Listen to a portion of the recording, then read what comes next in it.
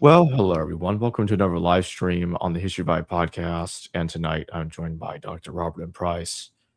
And we're talking about when the Pauline epistles were actually written. So, Bob, thank you for joining me tonight. Oh, it's always an honor. Thanks. So, when you look at the epistles and you try to figure out, okay, Paul didn't write them, uh, he didn't write any of them. Um, and we've done a lot of shows on that. And I wanted to dedicate tonight's show specifically to figuring out or how you figure out when they were probably written. What kind of clues do you see in the letters themselves that are indicative of when they were composed? Well, for one thing, the apparent state of organization in the congregations they're addressed to. It's easy for critical scholars to see the pastoral epistles must stem from a later time. Um, Plus, there's also the link with Luke Acts, which seems to be a second century work as more and more critics, scholars are embracing, like Richard Purvo and many others made a pretty convincing case for that, seems to me. Well, if you have vocabulary similarities between the pastorals and Luke Acts and organizational links between Acts and the pastorals, including the usually safely translated, and I think it's Acts 19, Paul's farewell address to the Milesian elders, the Ephesian elders in Miletus. He speaks of how God has appointed them as bishops over the flock. And usually they say shepherds or something like that, but it's episkopoi, which does mean, of course, supervisor or overseer, but uh, you've been appointed as this over the flock. I don't know why that wouldn't be plainly apparent as bishops. Now, Philippians also speaks of bishops and deacons. The vocabulary there is not as much like the pastorals as they are like Luke Acts. But on the other hand, it's been pointed out that that it's filled with vocabulary that is not uniform with the Hauptbriefe, the big four that Bauer pointed out, and it's so it seems to me that this kind of interlocking set of characteristics implies that some are later than others. Similarly, uh, Romans looks kind of like a an enlarged Galatians. Is it what's the idea there? It's almost like, as Gordon Fee once said about Colossians and Ephesians, that it's kind of like a synoptic problem. Well, yeah, that's true too, and the same is true with Romans and Galatians. It seems to me the one is like Romans is sort of an encyclical that is based on Galatians. It's impossible to prove it, but it sure reads like that. Or maybe the most outrageous example is, as Goodspeed pointed out, you can chart this as he did, giving you the whole text of Ephesians in columns, and in the other columns there are parallels to the other epistles and the Septuagint, implying that virtually every line of Ephesians seems to be copied from these other sources. And so there, it's kind of like Second Peter, who the author speaks of all Paul's epistles and as scripture. And that certainly is way later than historical Simon Peter would have lived. Well, the fact that Ephesians can be compared to that implies that whoever wrote this didn't write any of the earlier ones. It's based on a collection of material, all the known Pauline so-called letters. Then if you take Bauer seriously, as I certainly do, you have usually unrecognized, or at least not unacknowledged echoes of Gnosticism, like that Jesus appeared in the likeness of sinful flesh. He was in the form of man, and so forth. That he left the pleroma to go into the kenoma, which is sort of Valentinian language, and so you can at least show how relatively these are later than those. Or another one, Colossians speaks of the resurrection as already having happened, whereas in I think First Thessalonians it says, oh no, that's a heresy. Similarly, Romans stop short of that. It says that we've died with Christ in baptism and rose with Christ in baptism, but it hedges on whether that means the resurrection has happened. You're trying to walk in newness of life, etc. But you just have it stated, having been raised with Christ, keep your eyes on the things that are above in Colossians. So that looks like, plus the conception of the church. In Colossians and Ephesians, you have this mystical body of Christ business, whereas in the other epistles, the church always refers to the local congregation, and so you can have relative strata of the Pauline corpus. Can you have absolute, actual dates? And that seems to me more elusive, but in Romans and First Thessalonians, you seem to have, I think, pretty obvious statements that that Jerusalem has been destroyed already.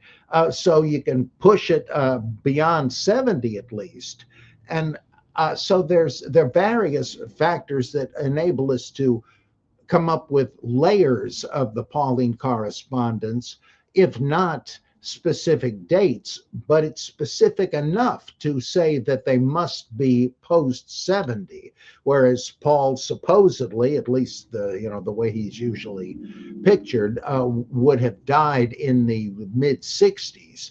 And as you pointed out, it gets a lot more complex than that. But even on the traditional critical assumptions, it's hard to squeeze it into a pre-70 thing. That's also true with Hebrews. The big argument, not Pauline, but same sort of thing. They say, well, it must have been written before the fall of the temple in Jerusalem, because it speaks of how it is in present tense, how everything is done in the temple, but it doesn't actually say that. It's the present tense description of the temple ritual is also in Josephus, which is like 20 or 30 years after the destruction of the temple. And the writer to the Hebrews is discussing the tabernacle, the heavenly tabernacle that Moses saw. He's not telling you how the temple in Jerusalem is being run. So there's some big markers for that.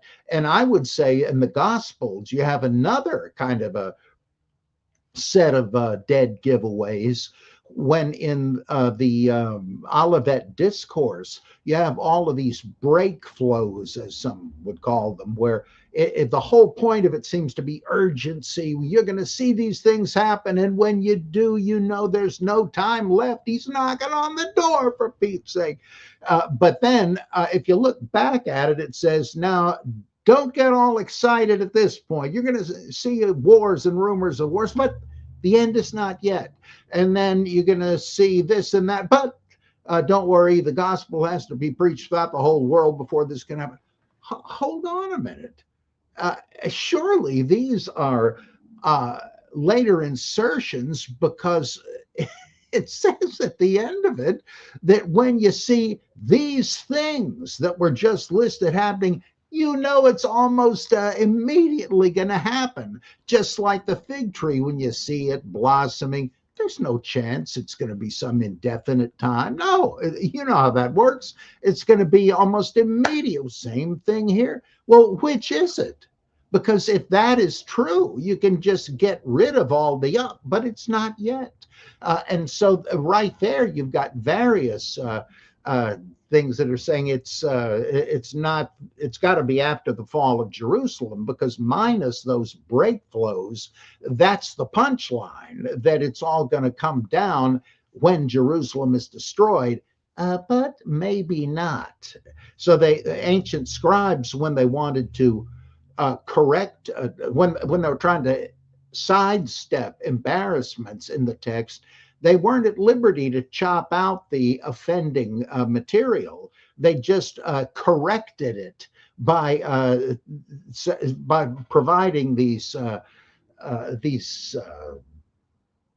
potholes in the road, so that the reader will say, "Oh, well, you know, I thought they were saying Christ is coming back before this generation is over, but I guess I must not have gotten that right, because obviously, you know, all these things. So which verses do you want to look at? There's no coherent thing, and it's the result of delay and delay and delay. It's not quite as overt in the Pauline epistles, but it's the same principle. Comparing one with another, you realize this is getting pushed off further and further. And who knows who wrote them? So they like to say that the Deutero-Paulines and the Pastorals show many hints that they were written after 70 CE, but they do not point the same thing out with the other 7 letters that they do think are genuine. They only assume that those references exist in the other ones that they assume are not authentic.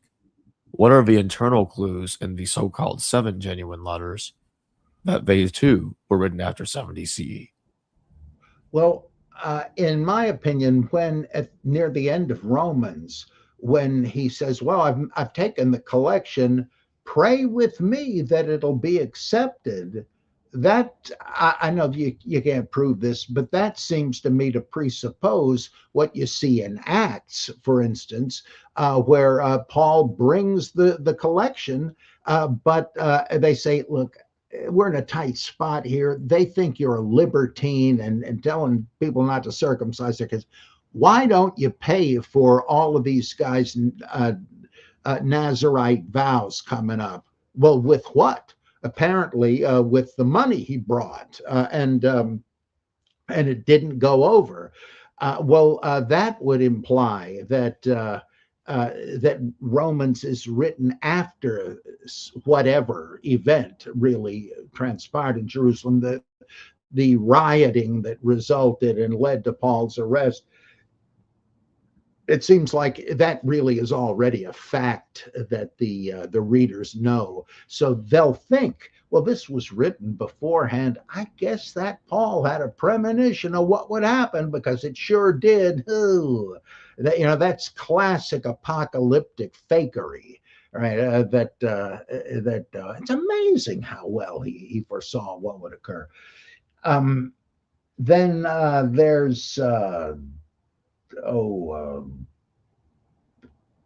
the fact that in the epistles, Paul doesn't really talk about Jesus as the Messiah. In fact, Christos, in every Pauline, quote unquote, instance, it's a name, not a title. There is one place where it might be a title, when it says, "Well, the great covenant was made with Jews, and of them, from them come ho Christos." That could mean the Messiah. That would make sense. But it could just mean Jesus. Jesus Christ came from them. So you can't be too hard on fellow Jews. And so what does it mean that it's come to that? That Paul it's no longer a question of messianism. Plus in Romans, 9 through 11. Well, it's pretty obvious that Jews by and large have rejected the gospel. What? That's a little early to make that judgment. That's got to be anachronistic. That can't be evident yet. And as Van Manen and others said, the theology of it seems to be. I know this is elusive. You can't prove this either, but it seems rather complex, and the way in which it's depicted, that like the whole thing that because Christ was crucified, and cursed is anyone hanged on a tree, and they speak as if all in one Zen-like flash on the road to Damascus, which is never even mentioned in any epistle accredited to Paul. In this moment of satori, he said, I get it. The law must be over with because the Messiah was crucified, and now we can go to the Gentiles. What? It seems like that was something that had to be worked out in the course of the expansion of the gospel to the Gentiles. It just doesn't sound right. It's just as arbitrary as in 1 Corinthians 10, I think, where he's talking about what he received from the Lord about the Last Supper. Wait a second. You just got this in a big gulp from on high? That seems to be the kind of thing it takes a while to work out.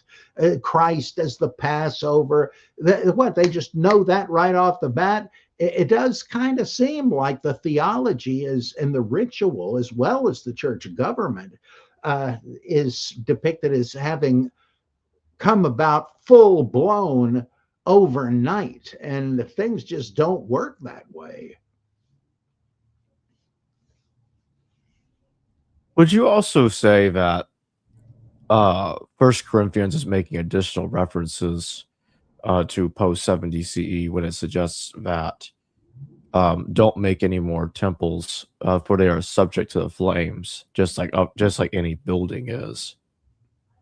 Does it actually say that? I know it says if you are causing strife in the congregation, you're destroying the temple of God. But does it actually say man-made temples are inherently transient and subject to destruction? Well, it says in 1 Corinthians 3:12. I'm about to learn something interesting, I can tell. Actually, I'm going to go back a couple of verses. Okay, so I'm going to start with 1 Corinthians 3:9. For we are both God's workers, and you are God's field. You are God's building. So he's trying to tell people that people are the temple now. And I'll keep going. Mm-hmm. Because of God's grace to me, I have laid the foundation like an expert builder. Now others are building on it. But whoever is building on this foundation must be very careful. For no one can lay any foundation other than the one we already have, Jesus Christ. Anyone who builds on that foundation may use a variety of materials, gold, silver, jewels, wood, hay, or straw. But on the judgment day, hold on. I'm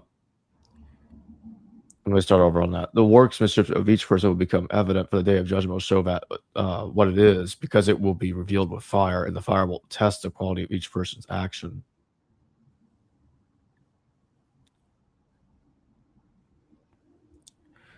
So, and a couple verses later, 1 Corinthians 3:15, it says, "If it is burned up, the builder will suffer loss, but yet will be saved, even though as one escaping through the flames." Don't you know that you yourselves are God's temple, and God's Spirit dwells in your midst? You see, it's that next part that convinces me. It's trying to warn people that don't build the temple again physically, because you already are the temple spiritually. You are God's temple, because it is subject to the flames. Wow. And the next part says, if anyone destroys God's temple, God will destroy that person, for God's temple is sacred, and you together are that temple. Yeah, wow.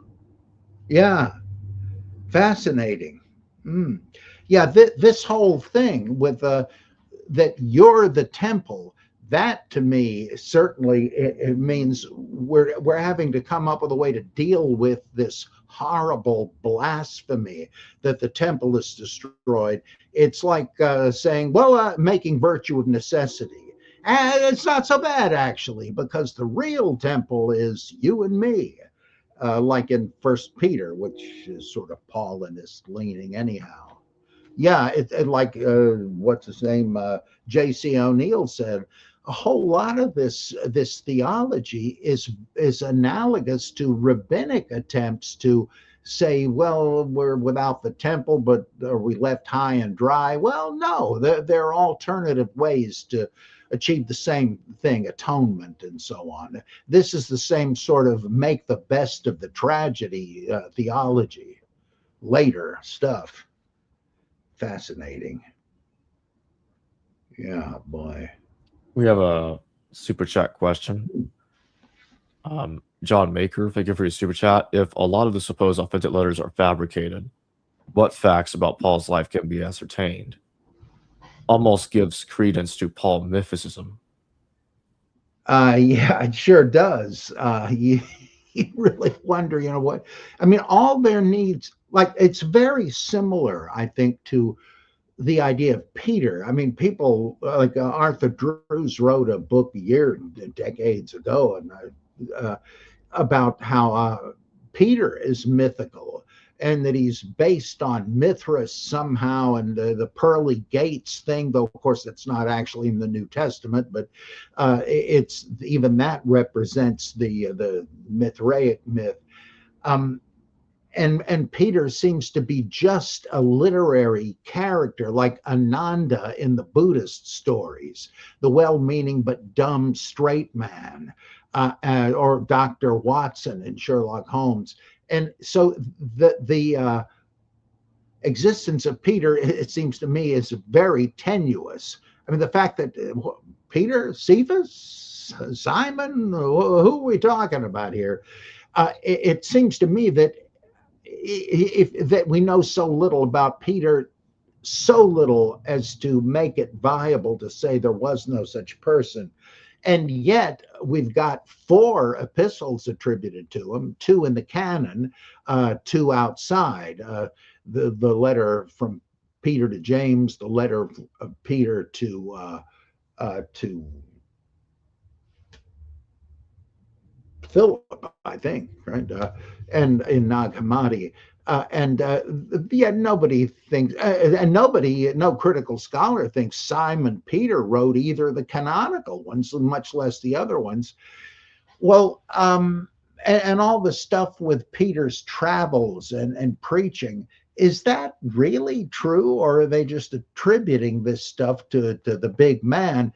If it is, if that is plausible, why is not the notion of Paul being a fictional character, as I believe Nina Livesey says, it becomes thinkable that that is the case, and that, but he became a big name, whether he actually existed or not, and so people hung these letters on him.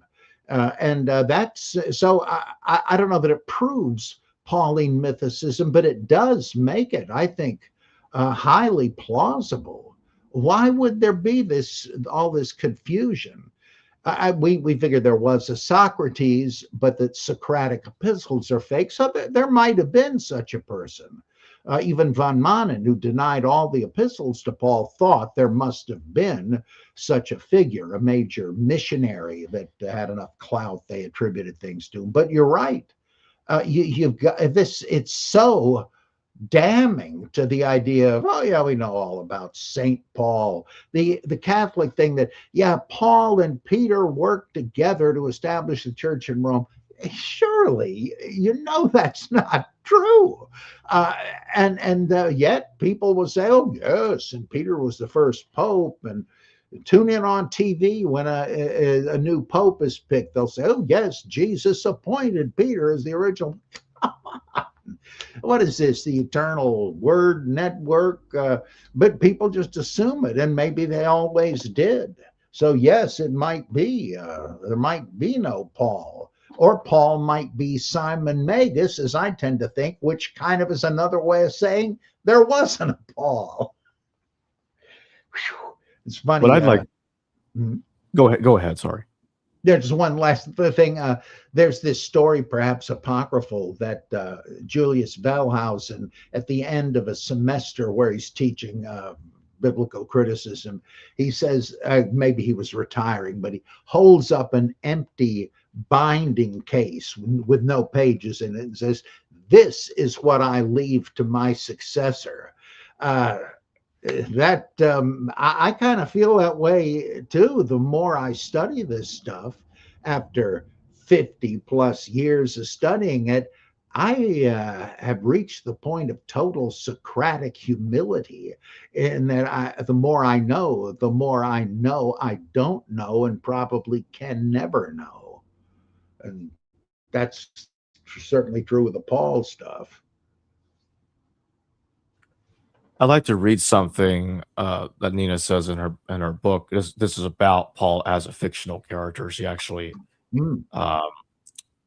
talks about this a little bit in her book. Solar Knight, thank you for your super chat. Who is Sergius Paulus, or Paulus of the Romans gens Aemilia family, Tarsus? Well, I don't think there's any connection there with those Pauls you're talking about, with the biblical Paul.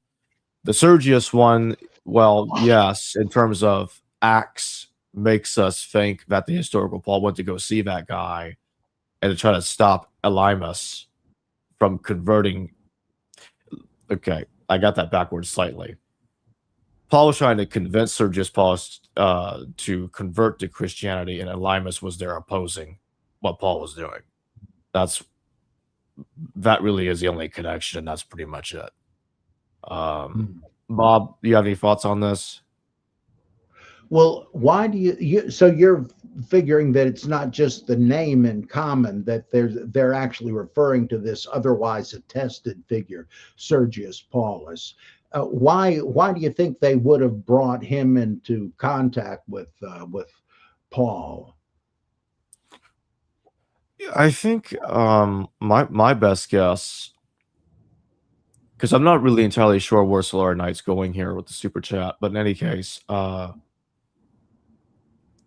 think this was part of a literary construct to make Paul interact with many more of high government officials, because Acts does that a lot, whereas in the epistles you don't really see this.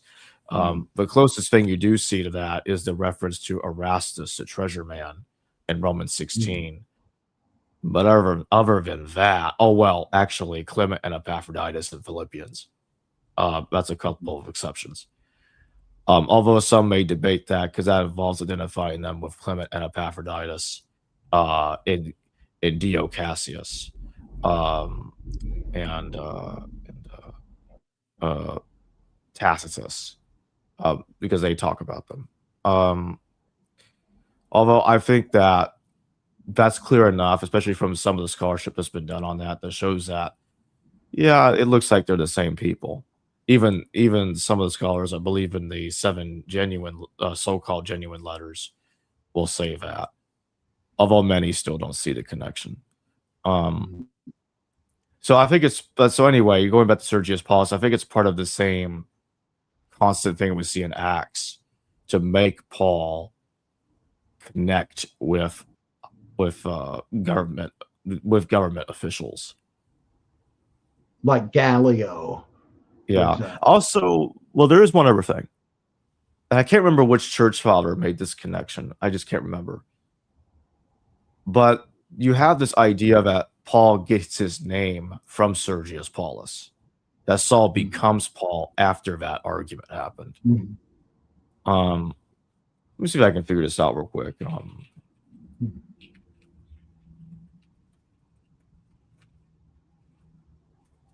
I think I'm about to find out in 5 seconds.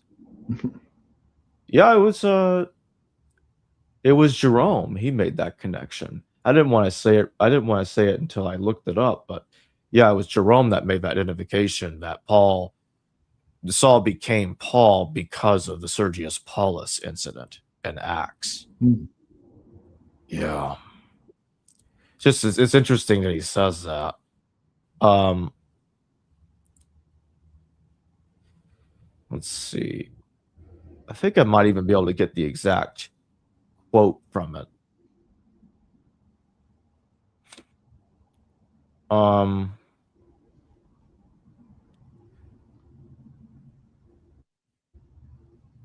So apparently, what Jerome says is he wrote that Saul brought back from the initial spoils of the church a proconsul Sergius Paulus, the trophy of his victory, and he raised a standard so that he was called Paulus. Yeah, that's plausible. It would make sense, though the connection is not explicit, but wouldn't be surprising. I mean, yeah, either way, I don't think it's I don't think it's historical. I don't think that happened. Hmm. Because I think Acts is trying to step at fiction, like Michael Kokonosh talks about that Saul becoming Paul is a literary device in Acts, because Saul, when Jesus says to Saul, Saul, why are you persecuting me? And you see very similar wording in the Old Testament when King Saul is persecuting David. Because when you look at the pseudo-Clementine recognitions, we talked about this before, we're going to talk about it again in a couple of days with Nicholas Allen, that when the pseudo-Clementine recognitions is quoting the epistle of Zacchaeus, because remember I've shown that Zacchaeus wrote a letter. That's where the recognition gets its account from about the attack on James. It says this toward the end of book 1, which is the same book where in which the attack is discussed. Saul is used as polemic against Paul. It's not used in the same way that Acts uses it. So there's no name change. It's just an expression of Paul as a persecutor. Whereas in Acts, he changes his name as a part of cleansing him from his past and becoming a new person. So it's a very different treatment. Yeah, that really elucidates things. Crimson, thank you for being a member for 14 months. Are there any parallels, literary or otherwise, between canonical Paul's story and ministerial journey in Old Testament stories, similar to how Jesus' life in the Gospels reflects many Old Testament stories? Well, there's how Saul, once he is chosen as king, has a charismatic experience. He meets these prophets who are like, I think Bellhausen called them dervishes and bacchantes or something. And that once he's in their presence, he flips out also and begins to basically speak in tongues, which is what I assume they mean by prophesying. And so that certainly means he's endowed with the Spirit of God. So you don't need to worry about him being a good king. Of course, it's easy to lose sight of that because the compiler of the Deuteronomic history has decided to throw in everything but the kitchen sink. And he's got pro and anti-Saul propaganda in there to give equal time, I guess. But that would be a kind of a crisis conversion thing where Paul gets the Spirit and though of course he becomes a persecutor of David, which I've always thought is really reflecting, like Saul becomes a bum in the Deuteronomic history mainly because he didn't found a dynasty. I mean, if this guy even existed, right? But that he didn't found a dynasty, and well, that surely means God wasn't pleased with them. And then they come up with these petty infractions that, Saul, I thought I told you to kill every damn Amalekite, but you didn't. Well, why is that? That's worse than witchcraft. God's done with you. What? Holy mackerel. I mean, that's well, not quite as bad as the Moses thing. I told you to speak to the rock, not to belt it.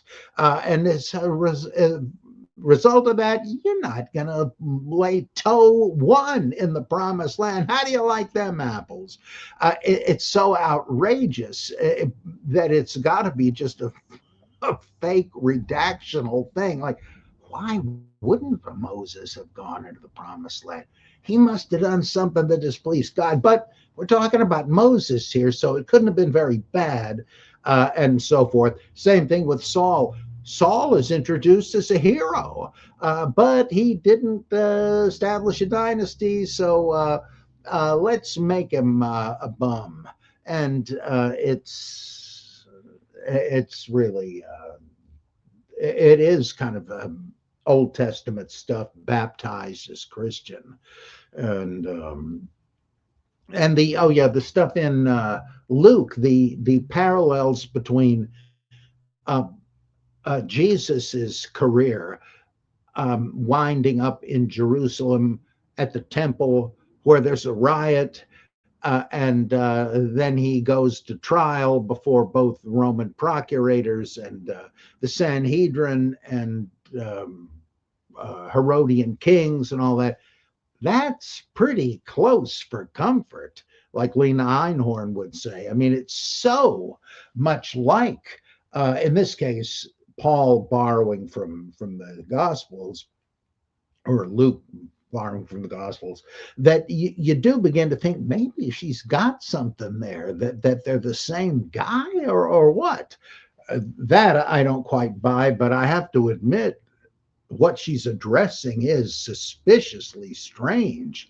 So Paul based partly on the Saul of the Old Testament and partly on the Jesus of the Gospel of Luke. Oh, brother, I'm getting a headache. So here's what Nina says. This is on page 83 of her book, The Letters of Paul. She says, Paul's a fictional character. We have no external evidence of Paul. No non-canonical or non-extra-canonical sources refer to him. While to argue against Pauline authorship based on a lack of outside evidence of Paul could be constructed as an argumentum e silentio, and proving or disproving his existence is not possible. His absence from contemporaneous Hebraic, Greek, and Roman sources is nonetheless telling. The Roman name Paulus, from which the name Paul likely derives, is also largely unattested as a cognomen, a nickname in the ancient world, as a nomen gentilicium, family name. It belongs to noble patrician families inside Italy. From the way in which we come to know Paul in canonical sources, there is reason to believe that he, like other characters named in Acts, is fictional. The character Paul first appears in Acts, which I argue precedes or is contemporaneous with the Pauline letters, in a page that contains an abundance of inventive and symbolic uses of character names. Indeed, Acts 13, 6-12 contains many indications of the author's creative use of names, name changes, dual names for the same character, and the symbolic use of names to advance the plot. The character Paul arrives within the narrative through a change in name, Acts 13:9. The character Saul, a leading protagonist up to that point in the narrative, comes to be referred to as Paul and remains as such throughout the remainder of Acts, functioning as its main character from that point forward. So what's your thoughts on what Nina said there? It does make sense. I guess I am stuck on at the point where she says you can't. It's not decisive. It can't be, but boy, it sure would make sense if it were true. I think she does make a good case, but whether it's decisive or not, I don't know. But I was struck by that when I first read it, and I have to do some more cogitating on it. No Paul at all, and it said her the fact that she says if there weren't actually a Paul, that would kind of fit Luke's tendency with names there, and that is pretty important. Um, and again, as the previous questioner mentioned, if you say all these letters are not authentic, then where did they come from? There's like nothing at the center of it. So I don't know. I never thought I could be pushed further to the left on this stuff, but that may happen.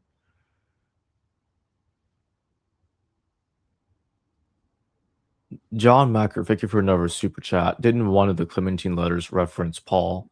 Yes, First Clement. In fact, First Clement is the main reason I think that there was a historical Paul, because it only mentions a single letter, a gospel apparently, and that's it. Well, not apparently, it does mention the gospel, but that's it. And to me, Clement's Paul is so lackluster. Also, Second Clement's Paul in the recognitions is violent, and attacking. He attacked James, the brother of Jesus. Uh, I have a hard time stomaching that someone fabricated that version of Paul after the New Testament. I'm not convinced of that. Well, Loisy says something about how I hope I'm not elaborating beyond what he said, but I took away from one of his books that he thought that the notion that Paul was a persecutor of the church was a calumny aimed at him by the Ebionites and others, and that it didn't originally necessarily mean he was actually arresting and interrogating Christians under torture and all that stuff, but that it could easily have denoted that they thought this guy is a false apostle. He's opposing the truth, the truth of the true Jesus and the Christian gospel, and by opposing us, he is persecuting the church, and that either they kind of took a big jump into making him violent, or it was sort of their obverse of what it has Paul say in which one is it?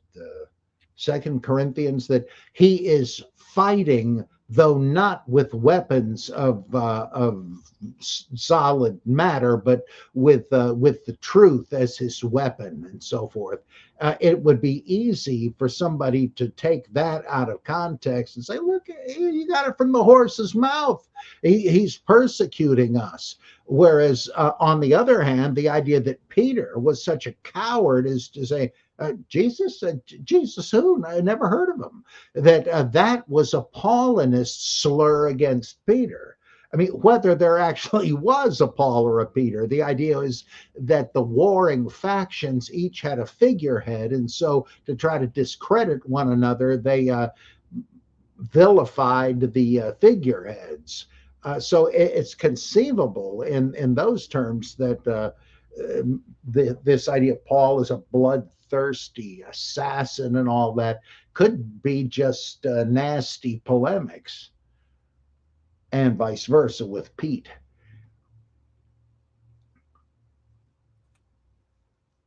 Yeah, I just again, I just haven't really.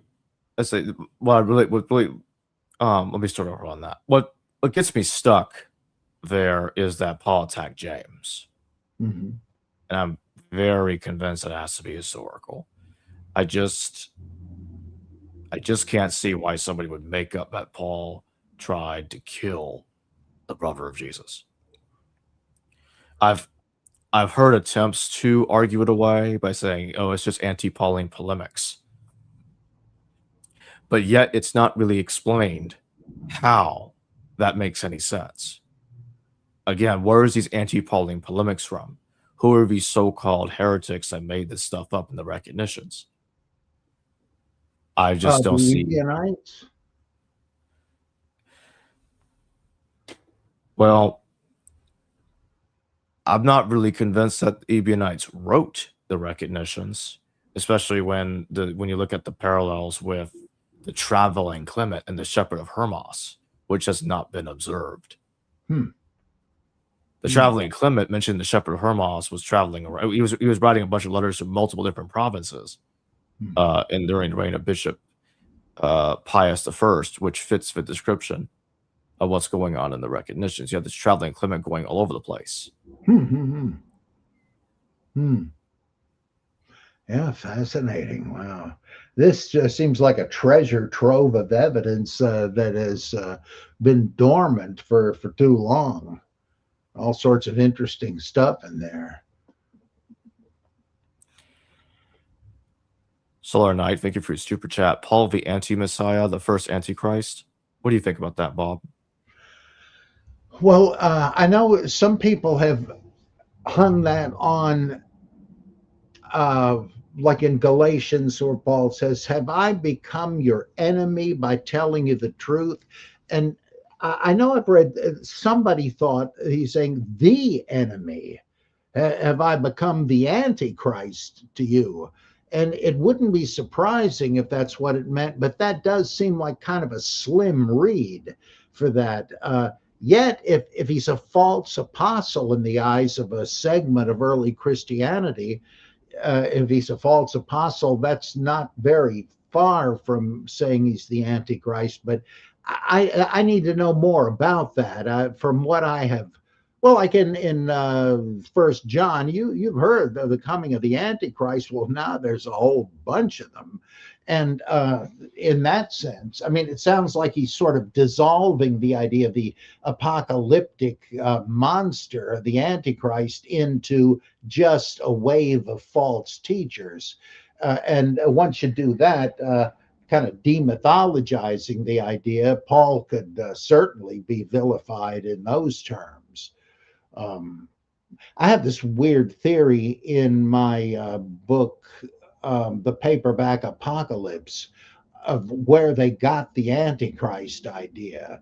And that Christians adopted it from Jewish polemics against Jesus, who, as in the Gospel of John, is taking his stand in the temple and claiming he is God and so forth.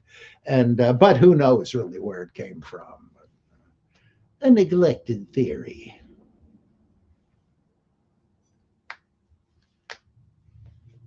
So I'd like to continue through Nina's book a little bit more, because she actually gets to the Sergius Paulus thing and says the same thing I was mentioning earlier. So I stopped in passage. I mean, not passage. In page 84, because I was reading from page 83 to 84. So she says the passage reads, "Insignificant, yet elsewhere." So now I'm in page 85. He argued alternately that a name had symbolic significance as it indicated a change in character. Thus, in his Prosicus on prayer, he assessed that it was when Saul stopped persecuting Jesus that the character became known as Paul. Both Jerome and Augustine followed on this later view and noted parallels between King Saul's persecution of David in 1 Samuel and Saul's persecution of Jesus' followers in Acts. Jerome also theorized that after Paul successfully caused the conversion of Sergius Paulus, Saul took his name Paulus as an act of triumph. Augustine was likely the first to remark on the etymological meaning of the Latin word Paulus in recognition that Paulus means small. Augustine reasoned that as Saul, the character was more proud and exalted, but as Paul, he was lowly and little. More recently, Michael Kokonosh has argued that Euripides' Bacchae influences the characterizations of Saul and Paul in Acts. Saul is modeled after both King Saul of 1 Samuel and Bacchae's Pentheus, while Yep. Paul's depiction is taken from Bacchae's Dionysus. Hmm. What do you think Yeah. about that, In Bob? fact, I am convinced that the conversion of Paul's story, which is not intimated in the epistles, whoever wrote them, comes from two well-known and easily accessible works. One, the Euripides, the Bacchae, where Paul is Pentheus, and in fact, once Dionysus sort of hypnotizes Pentheus into becoming a believer and sends him to his death. He says, "I'll show him how much he's going to be persecuted." And Jesus says pretty much the same thing to Ananias once he compels Paul to become a Christian. He says, "I'll show him how much he must suffer." It's like he dishes it out, but can he take it? And there's so many other parallels, even verbally, between the Bacchae and Acts, that I don't doubt that's the implication. But also in Second Maccabees chapter 3, the miraculous conversion of Heliodorus, the agent of the Seleucid emperor trying to appropriate the temple treasury, that's filled with parallels to the conversion of Paul. The angel knocking him off his horse and him being blinded as a result, and being taken care of by the Jewish elders, and apparently converting to Judaism. I don't think there's any chance that the Bacchae and Second Maccabees are the whole basis for the Damascus Road thing.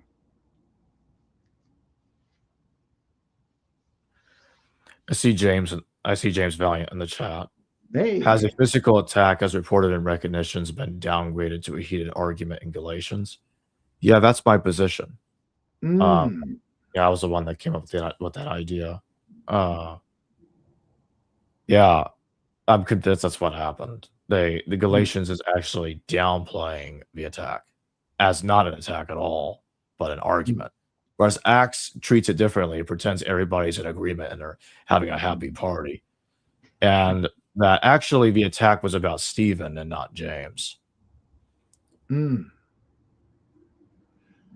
Yeah, I wrote an article called Antioch's Aftershocks, where I said, let's assume that Matthew's gospel was written in the church at Antioch, and that it was an ethnically, religiously, and linguistically diverse community, since Antioch was, and that the reason there seemed to be pretty whopping contradictions as to the esteem owed Peter and so forth, that you had some material from the Paulinist group, some from the mediating Petronist group, and some from the hard line legalist James group, and that Matthew must have been augmented by stages from the initial use of Mark. And that kind of fits in with that the things would be finessed and smoothed over a bit as a way of maintaining peace between the factions.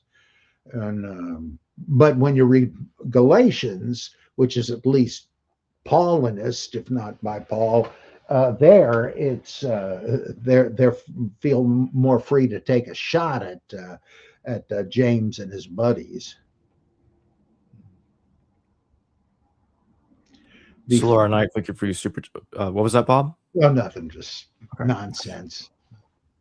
Solar Knight, thank you for your super chat. 1 John 4:2-3. Any teaching that does not acknowledge Yeshua as fully human is not from Yahweh, but is the spirit of the Antichrist. Anti-human? What's the very last thing? Anti-human with a question mark. Well, that's a case of saying that anybody who's a Docetist, I think, is really a spokesman for the Antichrist, the spirit of the Antichrist, especially since it's First John that seems to speak of a collective Antichrist. Whether he thought there was actually one, or he's trying to say, no, no, no, there are many antichrists, not just one guy you can use as the scapegoat here. But who knows? Maybe they say that these guys are servants of Mr. Big, the Antichrist. That would certainly fit the idea. I mean, he's not by himself. Kevin Hogan, thank you for your super chat. Dr. Price, your work has opened a lot of blind eyes. Thank you. When might you guess the first churches were built in any city and homes? Reduced for hosting people who wanted to learn on Sabbath Sunday. When were they? Well, it looks like the earliest churches were house churches, and as far as we know, the order of service must have reflected the Jewish synagogues, and that could have happened very early. Well, it might have been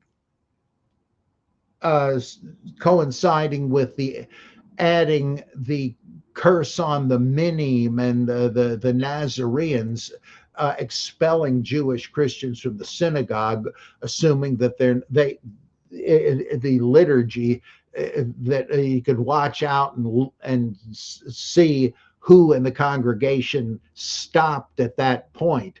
That God's curse on the minim, the heretics, and all that.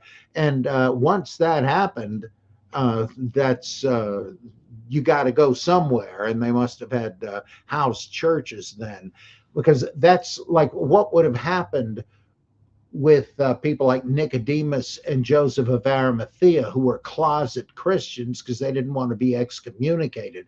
That seems to be a kind of anachronistic anticipation of the 18 benedictions thing around between 80 and 100 CE.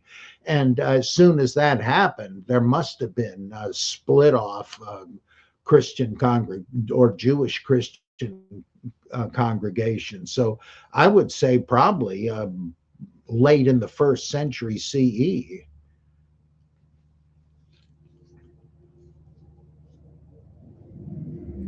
What do you think causes the perception that these 7 letters, there just cannot be any reference to the destruction of the temple on there? And when scholars do pay attention to it, like with 1 Thessalonians 2:13-16, that's wished away as an interpolation, but everything else in the letter must be pre-70 without manuscript evidence to prove it. What do you think of stuff like that? I thought it was just apologetics, but the fact that Winsome and Rowe agreed that it seems like an interpolation because of the various consideration she brings to all the other ones she discusses, defining the pastoral stratum, that I think there might be something to it, but I still think it's an interpolation. And now, again, this is sort of circular, I admit, but the fact that this is the only place in the Pauline epistles that speaks of Jesus' death being initiated by Rome, or by the Romans, and the Jews, anyway, the authorities in Palestine. That also, the fact that in First Corinthians and Colossians, it sounds like that it's the principalities and powers that did him in, not knowing what they're talking about. It's sort of what they were about to do, which reminds me of stuff like the Ascension of Isaiah, where it's that kind of thing is pretty clear, and all the Gnostic stuff about how the archons killed him. So that makes me also think, yeah, maybe this is not original to the letter.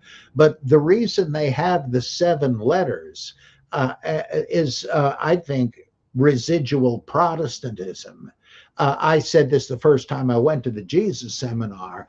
The seminar was able to shoot holes in the gospel tradition and to discount most of that material because they're not, because that's not really the basis of Christian teaching.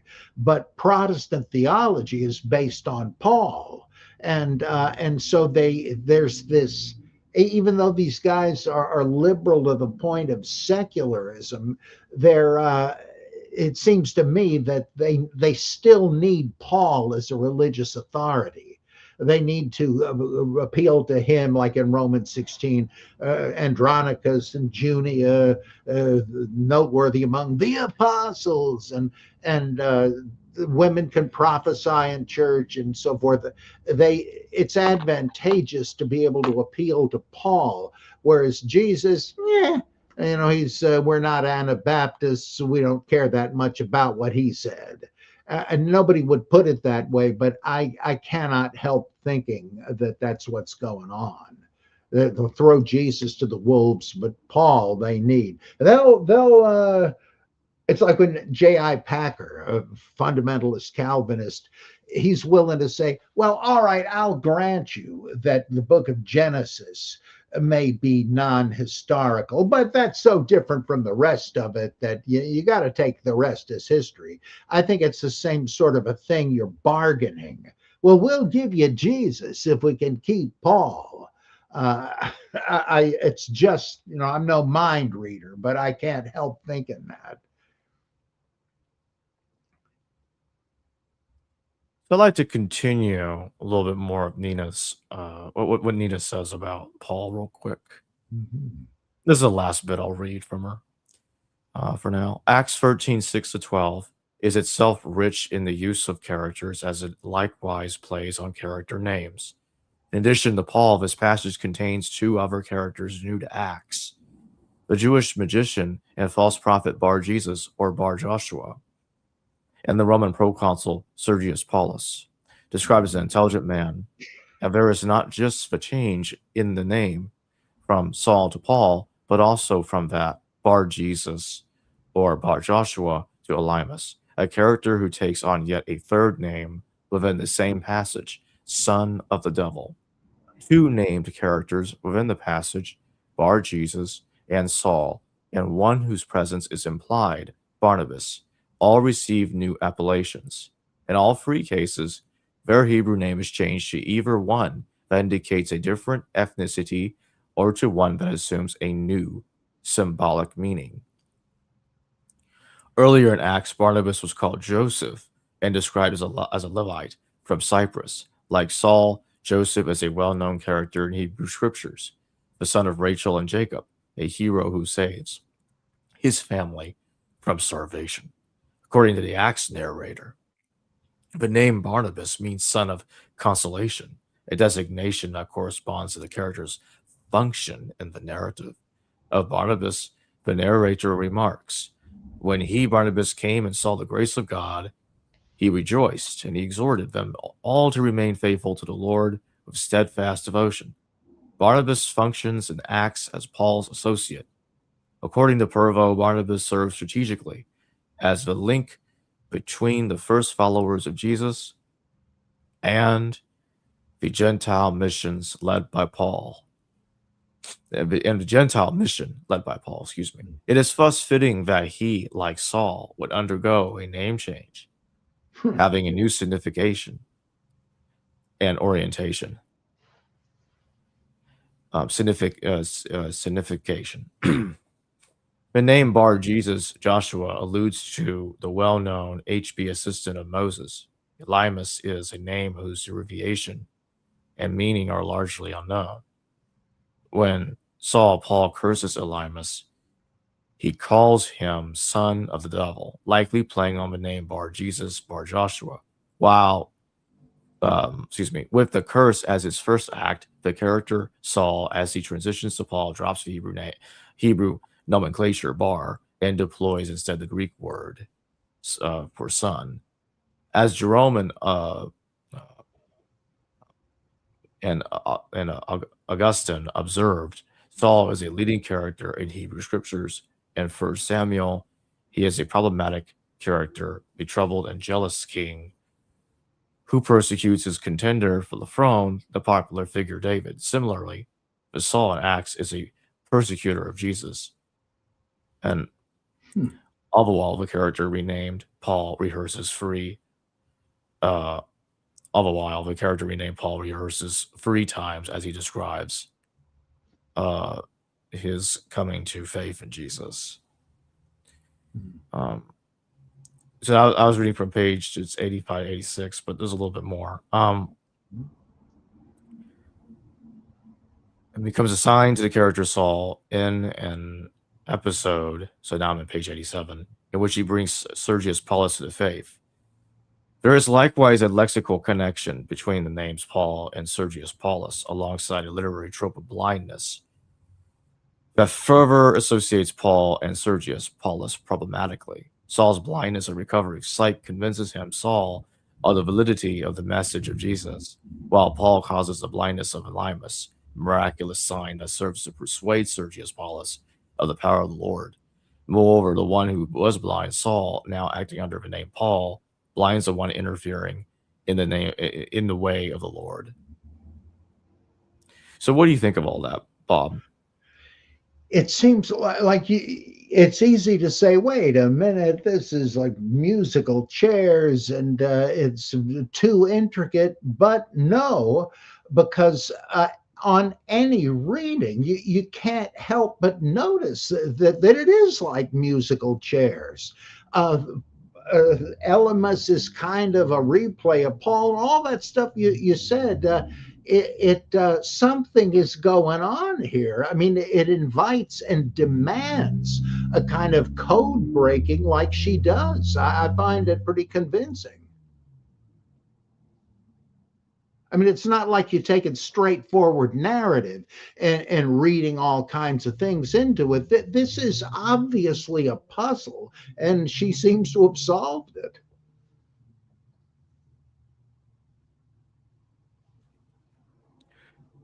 So one last question before we go. When do you? Oh, well, actually, I need to state one thing real quick, because you mentioned earlier that First Thessalonians seems to be the only place in which Romans and Jews seem to be implied as both being responsible for the death of Jesus.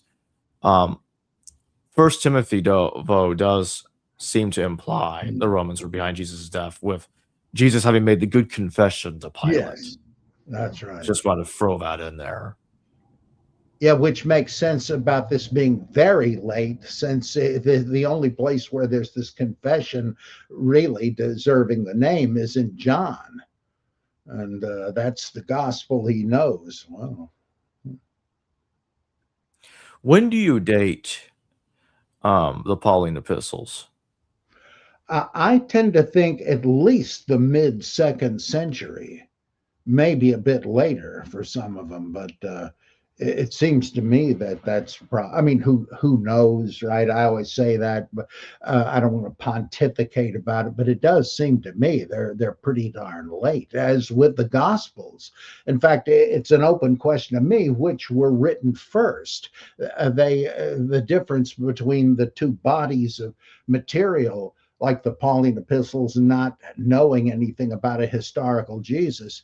Schmidtall said something about this, that it may just, like the difference between Q and Mark. He said, is one later than the other? Well, maybe, but it may just be that these come from different Christian groups that had different interests and didn't know about each other's traditions. Well, in the same way, it's difficult for me to say, were the epistles first, or were the gospels first, or was it, first one, then one, then one of the other, and then so on. It's difficult to say, but I place them all in the 2nd century anyway. Before we close, I'd like to remind everybody that the link to Bob's Substack page is in the description below, including the links to his books he's written and published over the years, and it will also be contained in the pinned comment. The GoFundMe that's going on right now is at 80%. The link to it's in the community tab of the YouTube channel. So we're almost done there. Let's get that finished up, guys. All right, that's it. And Bob, thank you for joining me tonight. Thoroughly enjoyable as always. You're a great host. Hello viewers, thanks for watching this video from the History Valley YouTube channel. Please don't forget to subscribe and hit the notification bell. And if any of you wish to further support this channel, please consider checking out this channel's Patreon page and becoming a patron. And or donate through PayPal or through Super Chat during your live stream. Thank you.